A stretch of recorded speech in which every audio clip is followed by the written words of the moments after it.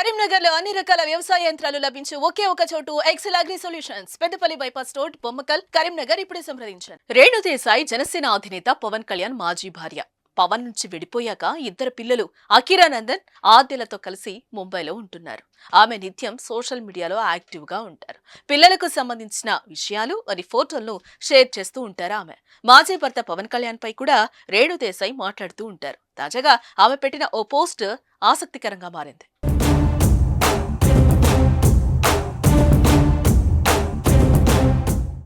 రేణు దేశాయ్ రాజకీయాలకు దూరం.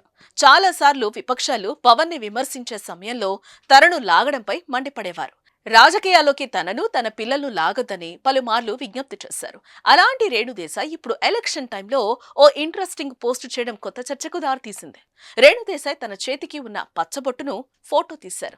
ఆ ఫోటోను ఇన్స్టాగ్రామ్ లో పోస్ట్ చేశారు. కొన్నిసార్లు చిత్రం పదాల కంటే బిగ్గరగా మాట్లాడుతుంది అని రాసుకొచ్చారు. అయితే తన పచ్చబొట్టులో కమలం గుర్తు ఉండటం, ఆమె పెట్టిన కొటేషన్ లాస్ట్ లో ఎలక్షన్ 2024 అనే హ్యాష్ ట్యాగ్ ను జోడించడం నెట్టింట హాట్ టాపిక్ గా మారింది. పచ్చబొట్టులో పవన్ అనే పదం స్పష్టంగా కనిపిస్తోంది. రేణు దేశాయ్ పోస్ట్ ఇప్పుడు రాజకీయంగా చర్చకు దారితీసింది. ఎన్నికల్లో రేణు సపోర్టు ఎవరికి అనే దానిపై పొలిటికల్ సర్కిల్స్ లో చర్చ జరుగుతోంది.